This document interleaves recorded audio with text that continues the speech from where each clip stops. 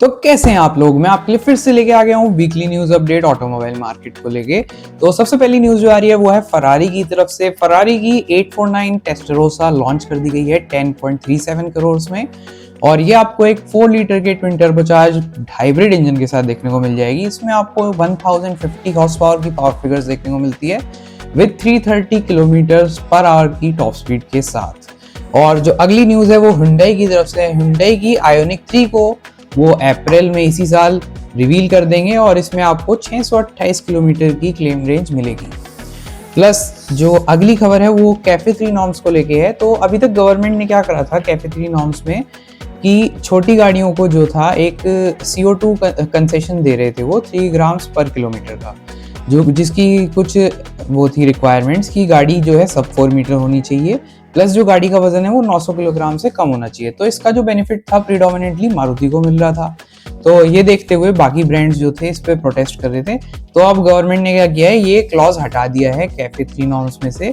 तो अब इस तरह का कंसेशन किसी भी ब्रांड को देखने को नहीं मिलेगा।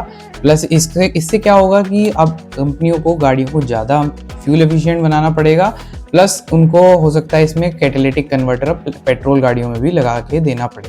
तो आगे बढ़ते हैं। अगली खबर BS6 स्टैंडर्ड्स को लेके है। BS6 जो एमिशन स्टैंडर्ड्स हैं उसमें अभी तक जो कंपनियां क्लेम्ड माइलेज बताती थी आपको, वो MIDC पैटर्न पे बताती थी, जिसमें कि वो एक कंट्रोल कंडीशंस में बहुत ही लीनियंट नॉर्म्स में गाड़ी की माइलेज देखते थे, जो कि गाड़ी की माइलेज निकालने के लिए आइडियल कंडीशन होती थी, जिससे कि आपको अगर कंपनी 25 भी क्लेम कर रही है तो वो मतलब रियल वर्ल्ड में देखने को नहीं मिलता था। मतलब आपको पहले गाड़ी में अगर 25 क्लेम कर रहे हैं तो 20 की माइलेज मिलती थी। तो अब इस पे गवर्नमेंट ने स्ट्रिक्टनेस कर दी है और अब इसमें WLTP फॉर्म से गाड़ी की माइलेज टेस्ट की जाएगी, जिसका फुल फॉर्म है world wide harmonised light vehicle testing procedure. ये आउट ऑफ इंडिया तो यूज़ होता ही था ये प्रोसीजर। अब इस प्रोसीजर से इंडिया में भी गाड़ियों की माइलेज टेस्ट करेंगी कंपनियाँ। तो इससे क्या होगा, अब आपको जो माइलेज फिगर्स हैं कंपनियों की तरफ से जो क्लेम करे जाएंगे वो ज़्यादा रियलिस्टिक देखने को मिलेंगे। ऐसा नहीं होगा कि वो 20 बोल रहे हैं तो 15 मिल रही है। थोड़ा बहुत तो फर्क आएगा ही। तो आगे बढ़ते हैं। अगली खबर फिर से फरारी की तरफ से है। फरारी ने एक गाड़ी का इंटीरियर रिवील करा है जो कि ऑल इलेक्ट्रिक गाड़ी रहने वाली है उनकी, और इसका जो डिज़ाइनर है वो है मार्क न्यूसन, और एप्पल के एक प्रीवियस डिज़ाइनर हैं सर जॉन ईग। तो इसमें आपको बढ़िया बढ़िया नई EV गाड़ी देखने को मिल जाएगी इस साल फरारी की तरफ से, जो कि इनकी पहली EV गाड़ी रहने वाली है। तो आगे बढ़ते हैं। अगली खबर है BYD की तरफ से। BYD ने एटो 3 को अपडेट कर दिया है। अब इसमें आपको पहले से बड़ी बैटरी देखने को मिल जाती है जो कि 74.8 किलोवाट आवर की है, और इसमें आपको जो पावर फिगर्स हैं वो 313 bhp और 380 न्यूटन मीटर देखने को मिल जाएगा। प्लस इसमें आपको जो है 2 व्हील ड्राइव और 4 व्हील ड्राइव दोनों ऑप्शन में देखने को मिल जाता है इस गाड़ी में। मतलब आप मोड चूज कर सकते हो। तो 2 व्हील ड्राइव में ये आपको 510 किलोमीटर की रेंज देगी और 4 व्हील ड्राइव में आपको 470 किलोमीटर की रेंज देगी। और इसमें फास्ट चार्जिंग भी अपडेट कर दी गई है। अब 10 से 80% सिर्फ 25 मिनट में हो जाएगी। और इस गाड़ी में एक अब जो उन्होंने चेंज किया है वो सस्पेंशन में किया है। अब इस गाड़ी में आपको पेंटालिंक सस्पेंशन देखने को मिल जाता है, जिससे कि इसके फ्रंट बोनट वाला फ्रंट जो होता है उसमें आपको जगह बढ़ती हुई मिल रही है, जो कि अब 101 लीटर की स्पेस हो जाएगी। तो मतलब 2 डिक्की हो जाएंगी अब आपके लिए इस गाड़ी में, एक बोनट में एक पीछे। तो आगे बढ़ते हैं। अगली खबर है MG की तरफ से। MG की ग्लॉस्टर रिवील कर दी गई थी और इसका लॉन्च भी अप्रैल तक कर दिया जाएगा। और इसमें अब आपको जो है यूरो 7 टायर्स देखने को मिलेंगे जो कि माइक्रोप्लास्टिक प्रोड्यूस नहीं करते हैं, और मतलब ज़्यादा इन्वायरमेंट फ्रेंडली हो गई है गाड़ी। अगली खबर पे चलते हैं। तो टोयोटा ने अपनी पहली 3 रो SUV जो कि इलेक्ट्रिक है रिवील कर दी है। ये 7 सीटर रहने वाली है और इसमें आपको 2 बैटरी ऑप्शंस देखने को मिल जाएंगे, 77 किलोवाट आवर और 95.8 किलोवाट आवर। जो इसका आपको 95.8 किलोवाट आवर वाला बैग है उससे 650 किलोमीटर की रेंज देखने को मिलेगी, और 77 किलोवाट आवर में आपको 515 किलोमीटर की रेंज देखने को मिलेगी। और इस गाड़ी में आपको ऑल व्हील ड्राइव का भी मजा देखने को मिल जाएगा। तो अगली खबर है JSW ग्रुप की तरफ से। JSW की मैंने आपको पहले भी बताया था, जेटॉर एक वो गाड़ी लॉन्च करने वाले हैं इंडिया में इस साल।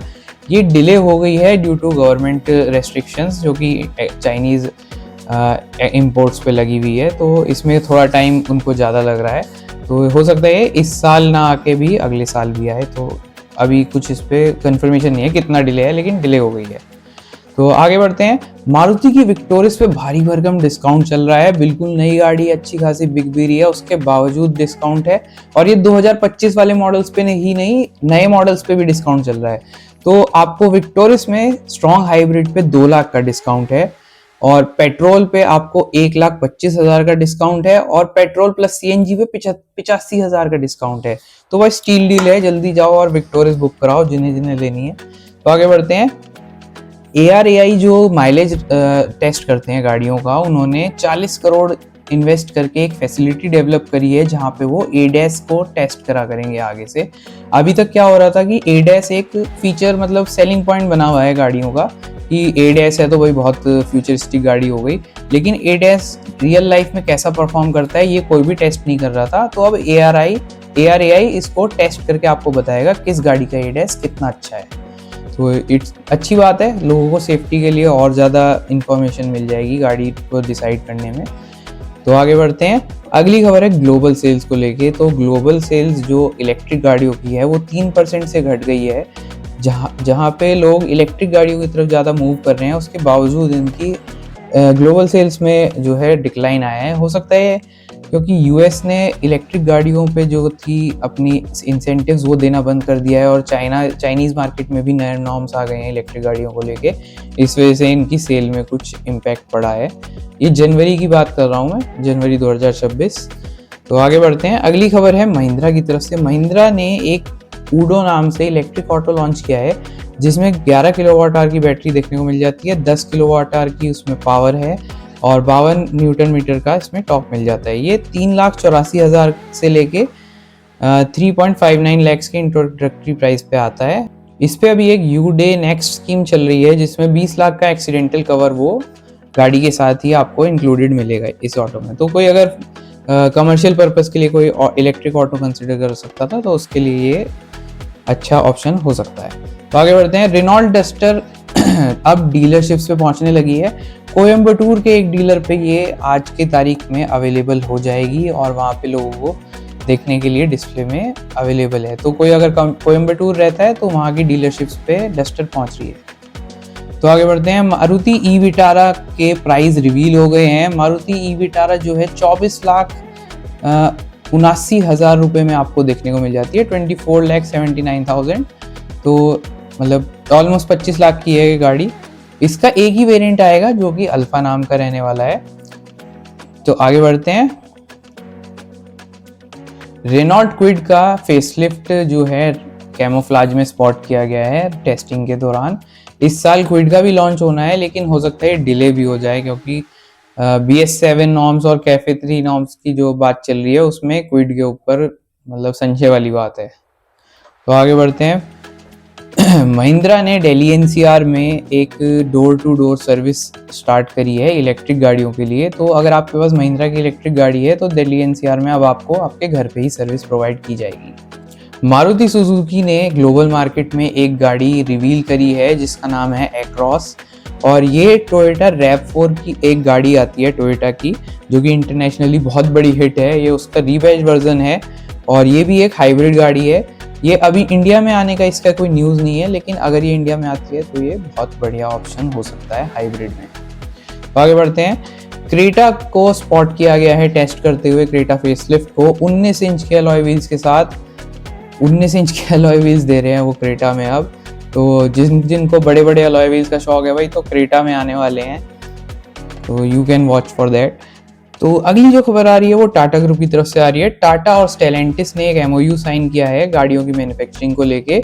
ये दोनों कंपनियां पहले भी एक साथ गाड़ियां मैन्युफैक्चर करी थी, मतलब टाटा के प्लांट में। स्टेलेंटिस ग्रुप का अगर आपको नहीं पता है तो स्टेलेंटिस ग्रुप में जीप और सिट्रोइन आ जाती हैं। ये इनकी कुछ गाड़ियां टाटा के एक प्लांट में बन रही हैं जो कि रंगांव प्लांट है। तो अब इसके अंदर इनकी डील में कुछ एडवांसमेंट हुआ है। तो आगे बढ़ते हैं। अगली खबर है रेंज रोवर इवोक अब टाटा के प्लांट में बननी शुरू हो गई है। इसके प्राइजेस में हो सकता है आपको आने वाले दिनों में कुछ चेंजेस देखने को मिले। तो अगली खबर है टू व्हीलर्स को लेके है कुछ। तो रॉयल एनफील्ड GT 650 को इस साल अपडेट कर दिया जाएगा। तो अगर आप GT 650 लेने वाले थे तो थोड़ा वेट कर लीजिए, इसमें कुछ नए फीचर्स आपको देखने को मिल जाएंगे आने वाले कुछ समय में, इसी साल हो जाएगा, तो ज़्यादा वेट करने की ज़रूरत नहीं है। तो आगे बढ़ते हैं।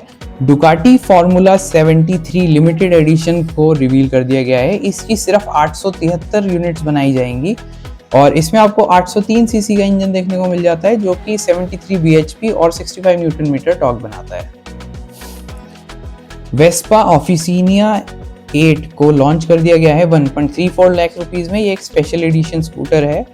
तो अगली न्यूज़ फिर से रॉयल एनफील्ड की तरफ से है। रॉयल एनफील्ड अपनी प्रोडक्शन कैपेसिटी को एक्सपेंड करके 20 लाख तक ले जाने वाले हैं इस साल, और इससे पहले उनकी जो प्रोडक्शन कैपेसिटी थी वो 4.6 लाख की थी। मतलब रॉयल एनफील्ड बढ़िया बिक रही है भाई, इन्होंने धूमधाम मचाया हुआ है मार्केट में। तो बुलेट लवर्स ने रॉयल एनफील्ड को बढ़िया बिजनेस दिया है इस साल भी। तो आगे बढ़ते हैं। KTM की 200 ड्यूक के प्राइजेस रिवील हो गए हैं जो कि 1.94 लाख रुपीस। ये अपडेट हुई है गाड़ी।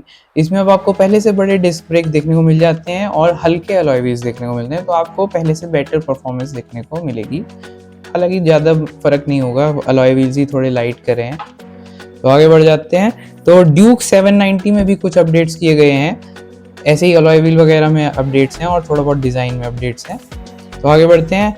एप्रिलिया RS 457 लॉन्च कर दी गई है 4.22 लाख रुपीज़ में। ये बेस वेरिएंट के प्राइजेज हैं और इसका जो मोटो GP रेप्लिका है उसके 4.37 लाख रुपीज़ प्राइजेज हैं। इसमें आपको 457 सीसी का इंजन देखने को मिल जाता है 47.6 bhp पावर फिगर्स के साथ और 43.5 न्यूटन मीटर्स के साथ। इसका जो इंजन है वो पैरेलल ट्विन इंजन है, मतलब दो पिस्टन अगल बगल चलते हैं इसमें।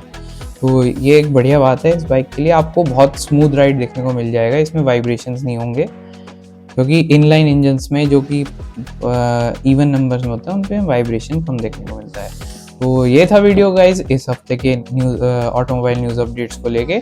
अगर आपको वीडियो पसंद आया तो please do like and subscribe. Bye bye.